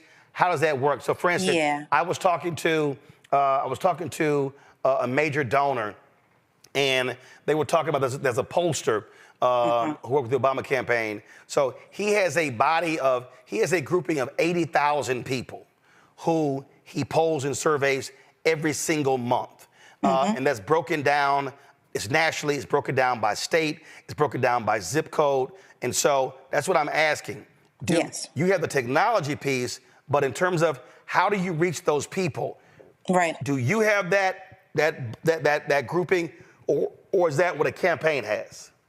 Yeah, so we can provide that for the campaign. So another reason that I'm here today is to provide these services for the campaign. So what it will enable you to do is to create the survey.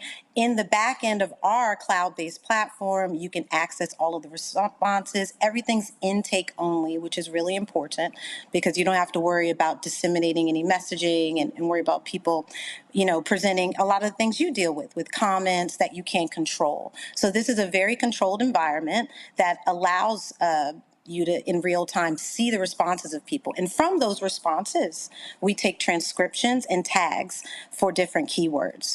So if people are very concerned about, let's say, the Supreme Court decision and the next potential nominees, they can talk about that. If they want to talk about abortion rights, they can talk about that. Because our system allows you with transcription to tag all of these keywords. And it's super simple, it's super interactive.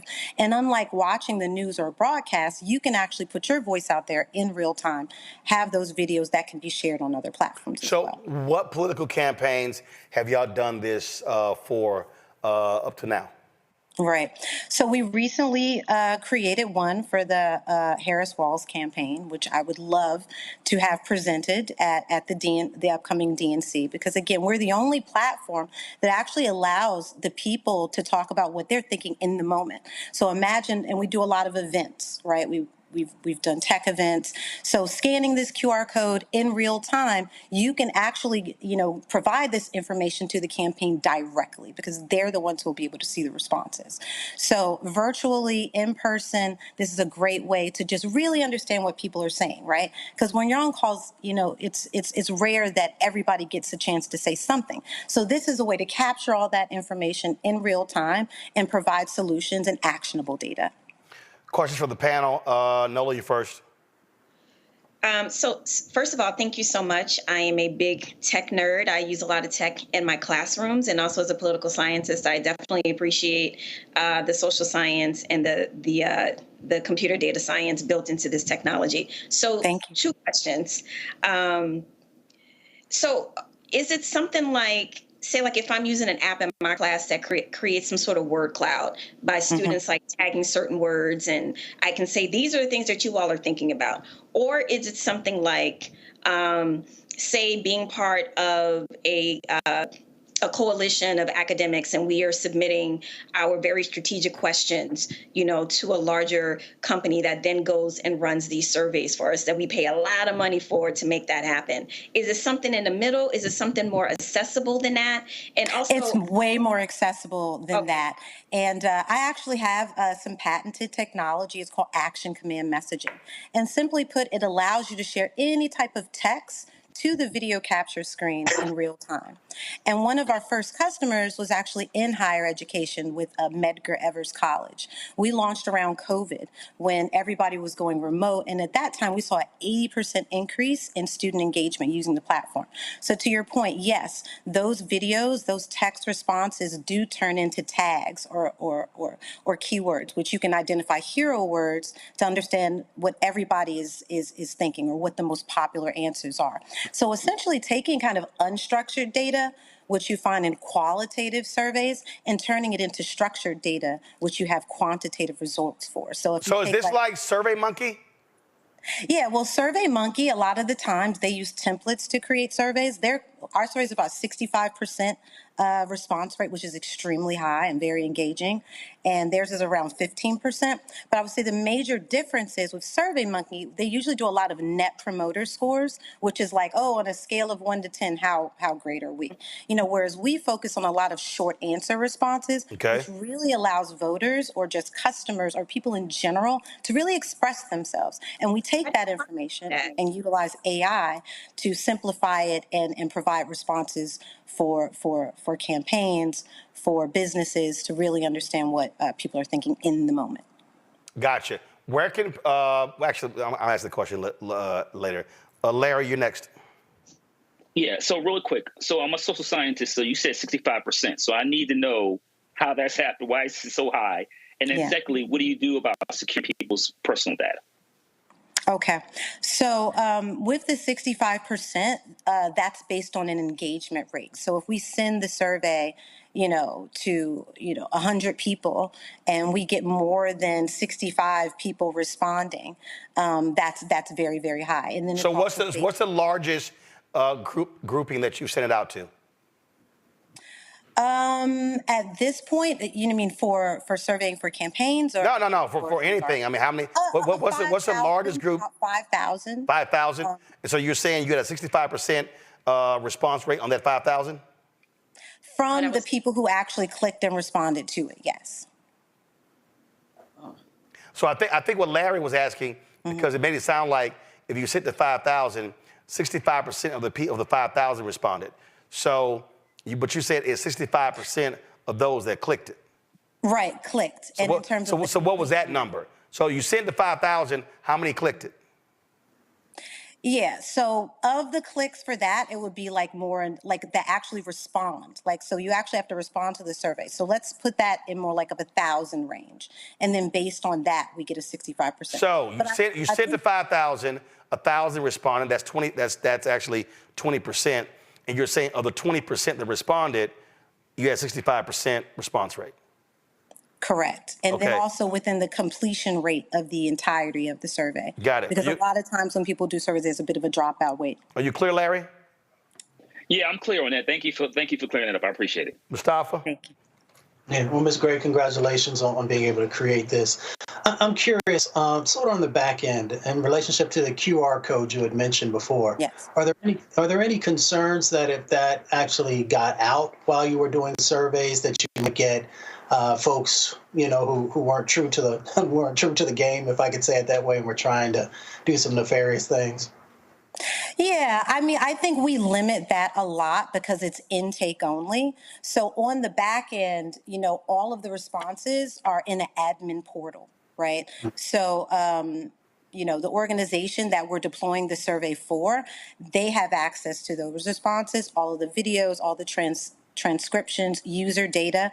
You can also respond anonymously with a text response as well. But we haven't had any security issues as yet. And this isn't, because it's not public facing, everything's intake only. It's a much more efficient way to really get, honest and true data, and not things that are just, people are just trying to show off or make an impression. So this is a new technology. We've been utilizing it in the government sector, working with city agencies here in New York and mostly with higher ed. But I think opening it up just for a feedback tool for businesses, for organizations, to really understand what people are thinking and give them the opportunity to share their thoughts. All right, then. All right, well, Kimberly, we appreciate it. Thanks a bunch. Good luck with the technology. Thanks so much. All right, thank you so very much. All right, folks, that is it for us. Let me thank Larry, Nola, and Mustafa for being with us on today's show. Thank you so very much. Nola, where the gumbo? You keep talking about how you can actually burn, but you ain't never, ever given anybody an opportunity. What? I'm just saying. It's 85 degrees outside today. What are you talking about? That means you not... Did you actually bring up the temperature? I did. Are you really from Louisiana? Boy, bye. I'm just saying, because, my grandparents, my Opelousas, we eat gumbo all the time. 100 degrees, 85 degrees. I didn't realize that was an outdoor temperature cap when it comes to eating gumbo. Well, thank you for your family's philosophy regarding gumbo making, but I'm not making it on 85 degrees and humidity. We're not doing that. Larry, go ahead, chime in. Make sure you're sharing. That's all I'm saying. I would be more than happy to. I don't know about that one, but I'd be more than happy to, Larry. But. So I'm sorry. So what's your temperature cap? When you see me with a nice fuzzy robe, when you see me with some cocoa. You ain't answering the question. What's the cap? Is it 58? Is it 60? Is it 55? What's your temperature? Like, what's... Okay, I'll do you one better. Thanksgiving, Christmas, you got it. You ain't no real ass gumbo person. Cause see, if you a real gumbo person, you can have, listen, my family, it can be 105. I'm happy for your family. You fake. See, I can't. I'm into making gumbo in 85 Mustafa, I'm snatching Louisiana gumbo cards. That's what I'm doing right now. I'm talking a whole bunch of mess, but I ain't never tasted none of your gumbo. First of all, I fix gumbo. I ain't got a problem with it. On Twitter. We have no evidence of you making gumbo. Oh, okay. Are there photos? Are there videos? Where are yours? Hold up, let me look. Oh, first of all, baby, you can go to hashtag Gumbo Wars. You going to the iPad? Oh, hell yeah, I'm going to the iPad on your ass. I'm going to the iPad. No, I'm going, hold on right now. I want everybody to see me searching her ass. Go to my iPad. So y'all see, I'm on her Twitter feed. Now I'm clicking media. Okay, and we see you smiling, family photos. We see that photo, some kids, some books. Yes. Lord have mercy, I don't see no gumbo. It was Christmas last year when I called you out. I don't see no. When I called you out. I don't see no. It was Christmas. Look, I'm scrolling. Y'all, I'm already in July. Let me keep going. I don't see nothing. Matter of fact, I don't see no food at all. I mean, I don't see. Lord have mercy. Hold up, what was that? Was that some food? What the hell was that? Some breadsticks? What? I see a fan. No, hell no, that was a fan. That was an African fan. She ain't got no. I mean, I don't. Leave me alone. I'm waiting for my daddy to send me a text because I know my daddy said she ain't real. We do gumbo any time of the year. All you temperature control Negroes. The only thing that you are some temperature control Negroes. The only thing I eat 24/7 is red beans and rice on Mondays. That's 24/7. Your ass you only eat red beans and rice on Mondays? You about to start on a New Orleans menu. We're not about to do that. What the hell is wrong with Tuesday, Wednesday, Thursday, Friday, Saturday, Sunday? Monday is our red beans and rice day. Mr. Know-It-All. I just can't believe we ain't come across not now, nothing. I mean, you talk a lot. Two other guests here. Why are you picking on me? You talk a lot of trash. You start with me. You talk a lot of. Let me go ahead and stand up. Let me see. See if you pull up. See, let me go ahead and educate you on something right now. Y'all pull a cat. Let me just educate you on something right now. See, did I not just tell y'all? If you just pull up Gumbo Wars, the hashtag, boom, first one that comes up. Look at that. Scroll, listen. See, this, my daddy handling his business. See, you don't even, turn the audio up. Oh, yeah. We got the right music. We got the 40-quart pot. What's the green stuff? We got all that. First of all, girl, it's called a stock pot. 16 or 20. What's the green stuff? The hell you mean, what's the green stuff? What is it? Oh my God, she don't know what she talking about, y'all. Oh my God, she don't know. Look at this here. See all that? See this hashtag Gumbo Wars? You see all that? Where your stuff at? We don't see nothing in here from Nola. Nothing. Cooking is a thing that me and my mom did, and we also had a catering company. It's very near and dear to my heart. You had a catering company? Yeah, we did. How long you catered? Well, it paid for my UCLA undergrad education, so 3 years. 3 years? Mm-hmm. Girl, please, I catered from the age of 7 to 30. That's great. You talking to a grown man. That's gumbo right there. Okay. And it ain't gotta be cold. Cold? Why would it be cold? No. Carol said, ain't no okra. I don't like okra in my gumbo. Can you let me go now? My mama like okra in her gumbo, but I ain't doing okra in the gumbo. What you say, Nola? I said I'm missing my mama. So can we missing your mom too, and we missing that. But I'm gonna need you in this temperature check. We're gonna have to work on that, Nola, because this whole, it got to be 54. I gotta be in some fuzzy shoes, and some fleece. Don't make no. Why it has to be your mood setting and it can't be mine? That's what I don't understand. Why I gotta cater to you and your needs? Easy. Because real gumbo people can eat it any time of the year. I can eat it. I'm talking about cooking it. I'm done with you. Listen, I volunteer, so I'm volunteering. All gumbo, you can send all gumbo. I'm done with you. I volunteer for everybody. I sent you some jambalaya too, boo. Listen, my damn I'm so mad. I watched beep and it looked like I took a hard fall because I slammed my hand down. I'm done with you. Nola, I'm done with you. Night. Nola, I'm done with you. I'm done with you. Have fun in Chicago. We're going to wait till the temperature drop, and then we're going to see what your skills are. Maybe. Maybe. All right, Larry, Nola, Mustafa, I appreciate it. I'll holler at y'all. Again, folks, a couple of things. Don't forget, if y'all want to get that T-shirt, My Black Job is Voting, go to dationsdesigns.com, use the QR code, go to the website. Y'all can get that. You use the promo code ROLLIN', and then, of course, you can, by doing that, of course, you get a discount, and a portion of that comes back to the show, so we certainly appreciate that. Don't forget, folks, also support the work that we do. Join our Bring the Funk fan club. Send your check and money order, P.O. Box 57196, Washington, D.C., 20037-0196. Cash App is $RM Unfiltered. PayPal, R Martin Unfiltered. Venmo is RM Unfiltered. Zelle, rollin@rollinsmartin.com, rollin@rollinmartinunfiltered.com. And of course, folks, I'm going to be in Cincinnati on Thursday, the Black Family Reunion. Y'all come out to Corinthian Baptist Church. So go to myblackfamilyreunion.org to get your tickets. Can't wait to see y'all there. All right, folks. Somebody put on YouTube, Roland, you being petty. Yes, I'm King Petty. Yes, you're right. And then let's see here. Somebody said, I don't like andouille sausage.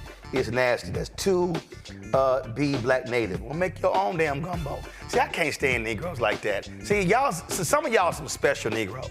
See, y'all are is that beef sausage? Is that pork sausage? Is there seafood in there? Let me explain something to y'all, okay? All y'all special gumbo Negroes, we make a little bitty ass pot for y'all, okay? A little bitty ass 1 quart pot for y'all, all right? So we make gumbo for regular people. I don't know when Black people had to start eating all this special ass food. We don't make no gluten-free damn gumbo, okay?